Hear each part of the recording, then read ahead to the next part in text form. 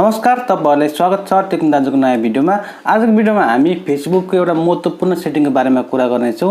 यदि तपाईको मोबाइल फोनमा तपाईले फेसबुक खोल्नु भयो अथवा तपाईको मोबाइल फोनमा तपाईको फेसबुकको पासवर्ड तपाईले लगइन गरेर राख्नु भएको छ, त्यस्तो अवस्थामा अरु मान्छेहरुले तपाईको मोबाइल फोनबाट फेसबुक चलाइदिने, तपाईको मोबाइल फोनको फेसबुकमा विभिन्न किसिमका कुराहरु पोस्ट गरिदिने, फोटोहरु चलाइदिने किसिमको कामहरु गर्छन्। त्यस्तो अवस्थामा आज तपाईले भिडियो पुरै हेर्नु हो भने तपाईले कुनै पनि व्यक्तिले तपाईको मोबाइल फोनलाई छुयो, चलायो अथवा तपाईको मोबाइल फोनमा फेसबुकलाई चलायो अथवा तपाईको फेसबुक एकाउन्टमा कुनै पनि किसिमको कुरा पोस्ट गर्यो भने तपाईले तुरुन्तै मेसेज प्राप्त गर्नुहुनेछ। तपाईले अथवा आफ्नो मोबाइल फोनमा पनि तपाईले फेसबुक लगइन गर्नु भएको छ र तपाईले अरु कुनै ठाउँमा कसैले पासवर्ड थाहा पाएर पनि तपाईको मोबाइल फोनमा चाहिँ तपाईको मोबाइल फोनको फेसबुक ह्याक गर्ने उद्देश्यले तपाईलाई चाहिँ लगइन गर्यो भने तपाईले उसले तपाईको लगइन गर्ने बित्तिकै तपाईले यहाँ थाहा पाउन सक्नुहुनेछ। तपाईले मेसेज मार्फत, तपाईले इमेल मार्फत, तपाईले फोन कल मार्फत चाहिँ तपाईको फेसबुक चाहिँ फलाना ठाउँमा फलानाको व्यक्तिको मोबाइल फोनबाट चाहिँ लगइन भयो भनेर तपाईले थाहा पाउन सक्नुहुनेछ।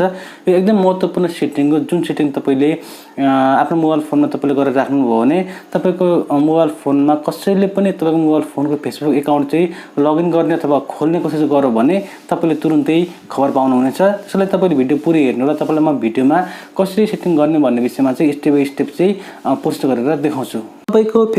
तपाईको फेसबुक एकाउन्ट अरूले चलायो अथवा अरूले खोलेर तपाईको मोबाइल फोनमा अथवा तपाईले अरु कुनै मोबाइल फोनबाट चाहिँ उले तपाईको पासवर्ड र आईडी प्रयोग गरेर खोल्यो भने तपाईले तुरुन्त मेसेज गर्ने तरिकाको लागि तपाईले सिम्पल चाहिँ आफ्नो सबैभन्दा पहिले तपाईले फेसबुक एकाउन्ट ओपन गर्नुपर्ने हुन्छ। यहाँनिर मैले फेसबुक एकाउन्ट चाहिँ अलरेडी लगइन गरेको छु। तपाईले आफ्नो मोबाइल फोनमा तपाईले आफ्नो फेसबुक एकाउन्ट लगइन गर्नुस्। त्यहाँबाट तपाईले यहाँनिर तीनटा डट भएको लाइन छ, तपाईले यहाँ क्लिक गर्नुपर्ने हुन्छ। यहाँ क्लिक गर्ने बित्तिकै तपाईले सिम्पल नै एक किसिमको अप्सन पाउन सक्नुहुन्छ। तपाईले चाहिँ अब सेटिङ एन्ड प्राइभेसी भन्ने अप्सन छ, तपाईले सेटिङ एन्ड प्राइभेसी भन्ने अप्सनमा क्लिक गर्नुपर्ने हुन्छ।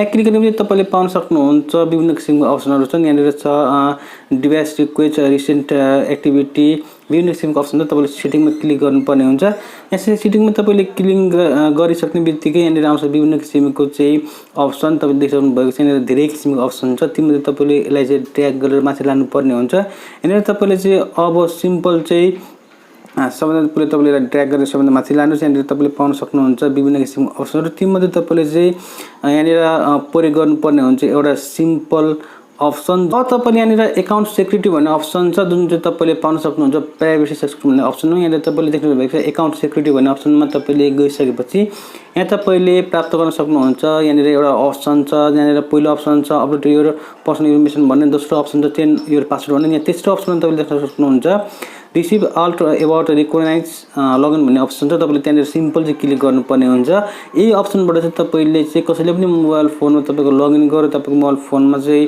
तपाईको फेसबुक आईडी र युजरनेम प्रयोग गर्यो भने तपाईलाई चाहिँ तुरुन्त इमेल अथवा मेसेज अथवा फोन कल मार्फत तपाईलाई जानकारी हुनेछ। सबैभन्दा पहिले तपाईले यहाँ क्लिक गर्नुस्। यहाँ क्लिक गर्ने बित्तिकै तपाईको खुल्छ यहाँनिर विभिन्न किसिमको अप्सन। ती अप्सनहरुमध्ये तपाईले सिम्पल चाहिँ यहाँनिर हेर्न सक्नुहुन्छ।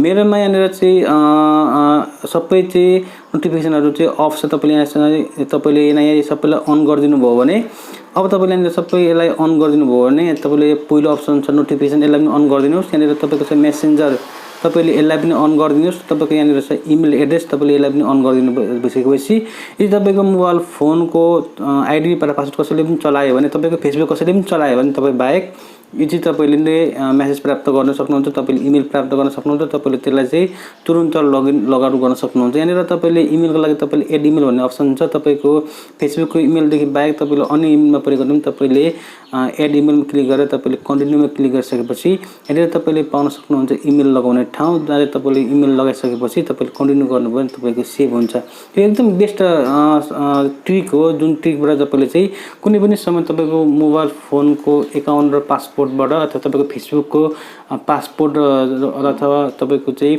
आईडीबाट चाहिँ कसैले पनि अरु ठाउँमा तपाईको फेसबुक चलाइदियो भने, तपाईको एकाउन्ट चलाइदियो भने तपाईले तुरुन्तै मेसेज पठाएर तपाई चाहिँ सुरक्षित रहन सक्नुहुन्छ।